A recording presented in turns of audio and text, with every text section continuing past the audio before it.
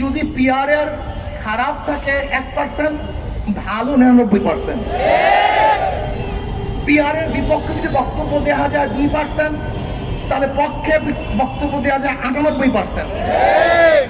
আজকে আমাদের দাবি কি ইতিমধ্যে আপনারা শুনেছেন। আমাদের দাবি হলো জুলাই সনদের আইনি ভিত্তি দিতে হবে। এটা সকলের দাবি, এটা শুধু আমাদের দাবি নয়, জনগণের দাবি। কাজী এটা দিতে অসুবিধা কোথায়? কাদের ইঙ্গিতে দিচ্ছেন না? আমি মনে করি ভারত চায় না জুলাই সনদের আইনি ভিত্তি দিতে। তাহলে আপনারা কি ভারতের আশা এবং আকাঙ্ক্ষা প্রতিফলন ঘটাচ্ছেন? আমরা অবশ্যই দাবি করব জুলাই সনদের আইনি ভিত্তি দিতে হবে। অন্তর্বর্তী সরকার শুধু নির্বাচনের জন্য বসেন নাই। তিনি কেন বসেছেন আমরা সবাই জানি। সংস্কার, বিচার, নির্বাচন। আপনি সংস্কার না করে কিভাবে নির্বাচন দেন? দৃশ্যমান বিচার না করে আপনি কিভাবে নির্বাচন দেন?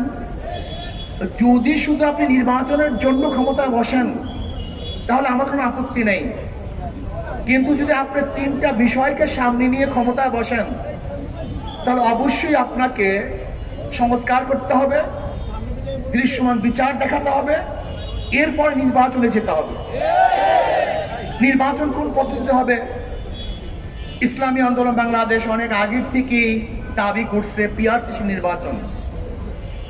2008 সালের নির্বাচন ইশতেহারে ইসলামী আন্দোলন বাংলাদেশে স্পষ্ট ঘোষণা করেছেন যে পিআর সিস্টেমে নির্বাচন দিতে হবে। পিআর সিস্টেমে নির্বাচনের ফায়দা কি, উপকারিতা কি, এর বিষয় ইতিমধ্যে আমার মনে হয় জনগণ বুঝে ফেলছে, জেনে গিয়েছে। এমনকি বর্তমান জরিপে দেখা যায় 80% জনগণ পিআর এর পক্ষে। পিআর এর বিপক্ষে কিছু নাই তাই বলবো না। ঔষধ যখন সেবন করি সেখানে লেখা থাকে এর প্রতিক্রিয়া কি, সাইড এফেক্ট কি আছে। পিআর এর ব্যাপারে দুই একটা সাইড এফেক্ট নাই তাই বলবো না, কিন্তু দেখতে অধিকাংশ ভালো না মন্দ। যদি পিআর এর খারাপ থাকে 1%, ভালো 99%। পিআর এর বিপক্ষে যদি বক্তব্য দেওয়া যায় 2%, তাহলে পক্ষে বক্তব্য দেওয়া যায় 98%।